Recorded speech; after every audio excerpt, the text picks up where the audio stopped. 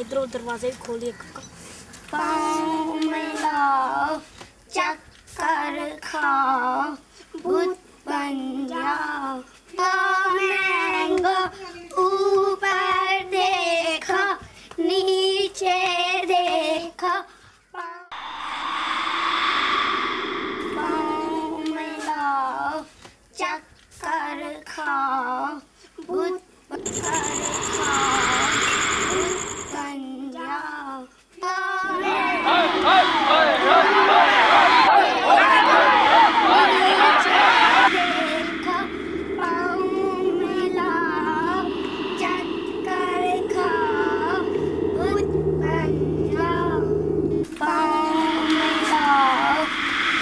अल्लाह तेरो नाम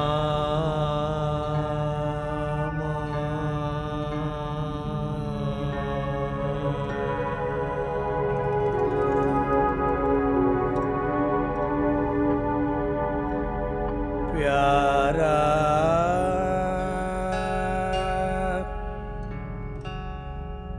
लागे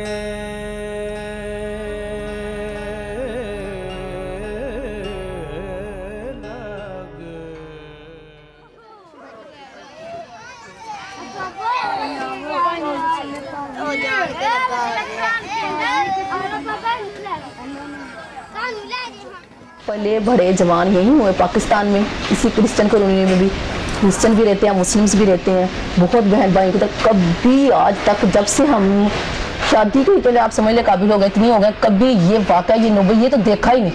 ये तो वही 1947 वाले काम हो गया था जब पाकिस्तान बना। तो ये बहुत बहन भाइयों की तरह हम रह रहे थे, बिल्कुल कभी जल कुलिशी तो हमारे आपस में कभी एक दूसरे के साथ हुई नहीं। हाँ, उनके वो क्रिसमस डे आते, हमारी ईद होती, ईद उल ज़ुहा, ईद उल बकरा होती आते, कभी नहीं ये हुआ था जो वाक़या हमने देखा। बहुत प्यार से मोहब्बत से रहते थे, पता नहीं कौन आ गया इधर, किसने आकर ये सब कुछ तबाही फैला दी। 15 दिन पहले प्लानिंग ਇਹਦੀ फुल की गई है और ਜਿਹੜੇ ਉਹਨਾਂ ਨੇ ਕੋਈ ਬੰਦੇ ਆਪਣੇ ਖਾਸ ਬੰਦੇ ਸੀ ਜਿਨ੍ਹਾਂ ਦਾ ਝੰਗ ਨਾਲ ਤਲਕ ਆ, ਉਹ 15 ਦਿਨ ਤੋਂ ਇੱਥੇ ਖਾਲਕ ਕਸ਼ਮੀਰੀ ਉਹਦੀ ਮਸਜਿਦ ਜਿਹਨਾਂ ਸਟੇ ਕੀਤਾ। ਬਕਾਇਦਾ ਉਹਨਾਂ ਨੇ ਇਸ ਚੀਜ਼ ਦਾ ਸਰਵੇ ਕੀਤਾ, इस एरिए का नक्शे बने हैं, टोटली प्लान किया गया है कि जो FIR भी कटी है थाना सदर में 426 जो है वो, उसमें 5 दिन का 6 दिन का वक्फा है कि वकूआ कहते हैं जो भी जैसा भी है। अब उसकी कई सूरतें वहाँ पे सुनने में नज़र आती हैं कि जी ऐसे हुआ, नहीं ऐसे हुआ, नहीं ऐसे हुआ, नहीं ऐसे हुआ, नहीं ऐसे हुआ, एक वर्जन कहीं भी नहीं है। ठीक है, अच्छा, फिर 25 को कहते हैं वो वाक़या हुआ है। 30 तारीख को पर्चा लॉन्च होता है रात को लेट आवर्स, और फिर उससे पहले अटैक भी हो जाता है उसमें। ठीक है, उसके दूसरे दिन ये सारा वाक़या लेके गोजरे में आ जाते हैं, और गोजरे में जुमे वाले दिन यानी 31 जुलाई को अनाउंसमेंट हो जाती है कि जी यकम को गोजरा में हड़ताल होगी।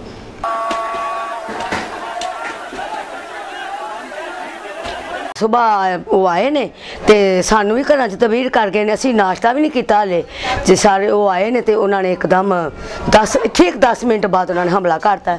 उधरों मौलवी ने कहा फड़ लो साइयां नू, अमेरिकन कुत्तियां नू, इन्हां दी ज़बानां कट दिओ, इन्हां दे कीमे कर दिओ, इन्हां नू इंज कर दिओ।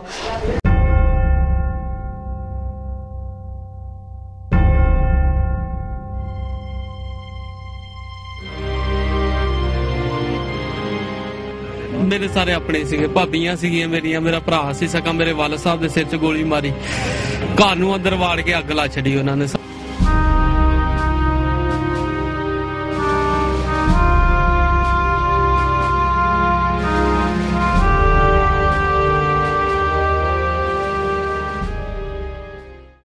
से ये वाकयात हुए हैं और अब तक हतमी तौर पर नहीं कहा जा सकता कि 3 दिन से इन वाकयात में अब तक कितने घरों को नजर आतिश किया गया है, लेकिन आज जो घर जलाए गए हैं उनकी तादाद 12 बताई जा रही है। जहाँ तक हमारे मज़ाहिब का ताल्लुक है, उन मज़ाहिब को हम पसंद करते हैं, उनसे मोहब्बत रखते हैं, उनको एक दूसरे के सामने पेश करने का भी हक रखते हैं, लेकिन उसको दूसरों की जान लेने, दूसरों के ख़िलाफ़ कोई इक़दाम करने और कोई फसाद पैदा करने का ज़रिया बना लिया जाए तो मज़हब की तालीम के ये बिल्कुल ख़िलाफ़ हो। मसीहत और इस्लाम का तो आपस में इतना भाईचारा है कि पैगंबर इस्लाम हज़रत मोहम्मद सल्लल्लाहु अलैहि वसल्लम मसीहियों के लिए मसाजिद के दरवाजे खोल दिया करते थे और मसाजिद के अंदर मसीही बैठकर अपने अकीदे के मुताबिक नमाज अदा किया करते थे। तो आज पाकिस्तान के अंदर क्या ऐसा मुमकिन हो सकता है?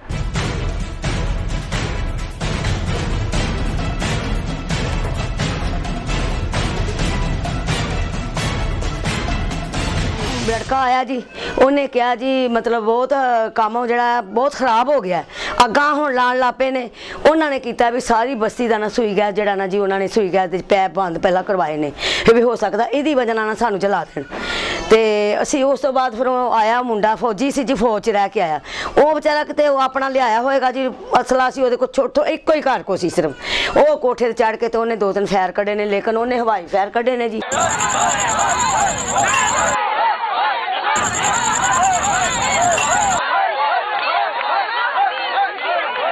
बहुत सी दुनिया थी, बहुत मजमा था, बहुत लोग थे जो नारा कशी कर रहे थे, आवाज़ ला रहे थे, पर एकदम जब फायरिंग हुई, नकाबपोश लोग भी थे, इधर से भी लोग थे जिन्होंने फायरिंग की।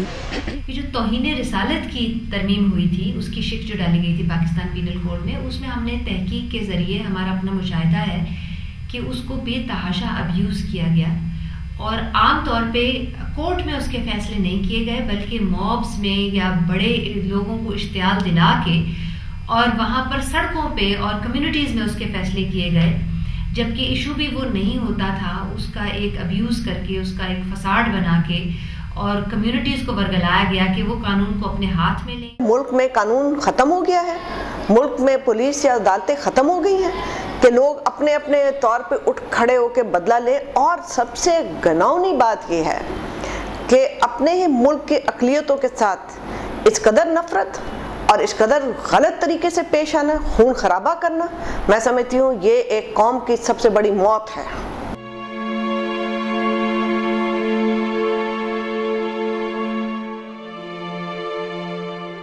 एक पुलिस वाले नूं हिट किया, उन्हें गोली लगी, उन्हें मेरे वाल साहब नूं जानदा सी, उन्हें आवाज़ मारी, वाल साहब पानी लैके बाहर गए, दरवाजे च निकले, उत्थों किसी ने उन्हें गोली मारी, वो सिर दे इस जगह ते फौरी तौर पर गिर गए।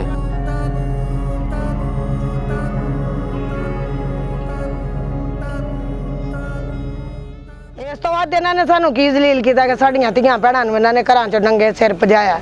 जैसा भाई था मूसा, वो भी फौत हो गया और मुझे बहुत उसके साथ प्यार था और इसलिए सारे फौत हो गए। चाची आयशी भी मेरी फौत होगी, सारे फौत हो गए। बहुत या सानू मार देन या साडे बच्चों ले जान। असी तो हुण एक गल कीती, मावां बुढ़ियां दे बच्चे ने ते जे सानू नहीं तफस देणगे ते सानू बेशक दी गोलियां मार के मार जान। भी कोई वज़ीर आला पंजाब शहबाज शरीफ आए, उन्होंने कहा कि हम इस बारे में इंफॉर्मेशन तहकीक करेंगे और मैं आपको यकीन दिलाता हूँ कि उनकी इंक्वायरी की रिपोर्ट की रोशनी में जो भी सिफारिशात होंगे, अगर मैंने उसके ऊपर अमल ना किया तो मेरा नाम शहबाज शरीफ नहीं है। बिल्कुल पर किया कुछ नहीं, देख के सारे चले गए, ना सिक्योरिटी थी इधर, उन्होंने कुछ किया, इकदाम इतने जलूस निकले, इतना कुछ हुआ।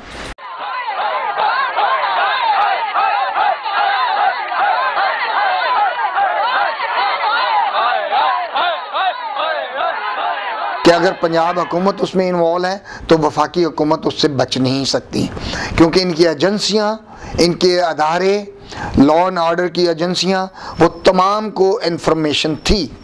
अगर ये इनके पास वो इन्फॉर्मेशन हो सकती है कि बैतुल्लाह मसूद इस वक्त कहाँ है, वो क्या कर रहा है, तो इनको पास ये भी इन्फॉर्मेशन होनी चाहिए कि क्रिश्चियन आबादियों पर कब और किस दिन हमला होगा।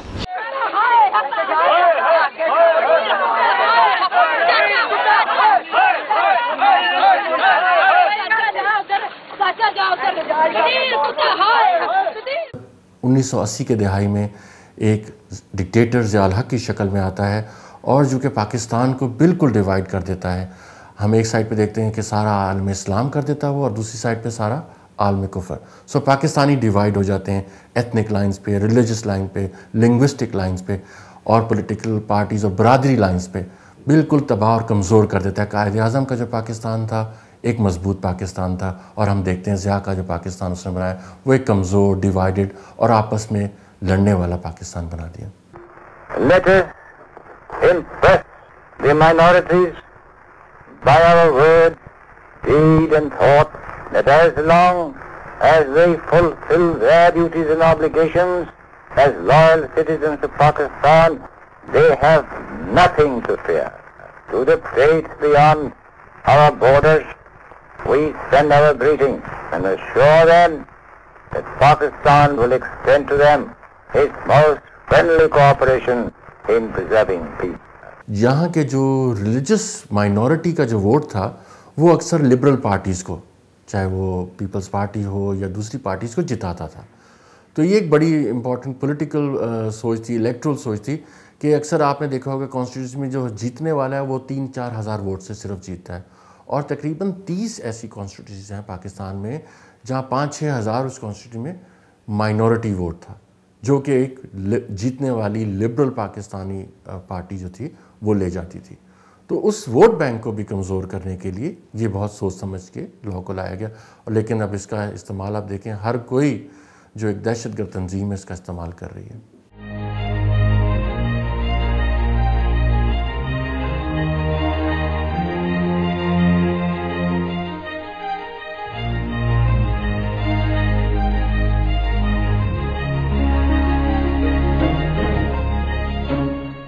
कानून को हाथ में लेने की रविश, ये इस्लाम के सिपाही नकली किस्म के बनने की रविश, और लोगों को यूं एग्रेसिव, आम लोगों को क्रिमिनल बना देने की रविश जो है उसकी जड़ें जाके इसी कानून में जुड़ती हैं। किसी बच्चे की लड़ाई होगी, किसी की पतंग पे लड़ाई होगी, किसी पे जुए पे लड़ाई होगी, किसी की ज़मीन पे लड़ाई होगी, कोई रिलीजियस मसला नहीं था। इसको मिस यूज़ किया जाता है लॉ को सारे पाकिस्तानियों के ख़िलाफ़, सिर्फ माइनॉरिटी, सब पाकिस्तानियों के ख़िलाफ़ ये लॉ।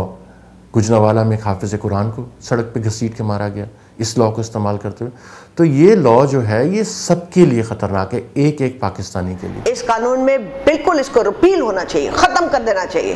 कोई यहाँ पे किसी की बेहुरमती मज़हब के बुनियाद पे नहीं कर रहा, ना ये हमारी मसला है। हमारा मसला है कि लोग गलत तोहमतें लगा रहे हैं। हमारे यहाँ ये कानून साजी जिस तरह की गई है उसके नताइज का जायज़ा लेने के बाद अब यही मालूम होता है कि इस कानून में बहुत इस्लाह होनी चाहिए। No man should lose his liberty or be deprived of his liberty without a judicial trial in accordance with the accepted rules of evidence and procedure.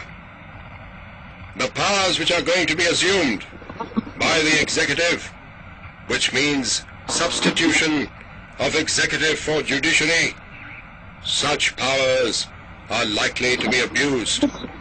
And in the past, we have instances where such powers have been abused. There is no precedent or parallel that I know of in any civilized country where you have laws of this character enacted. It imperils the liberty of the subject and the fundamental liberties of a citizen.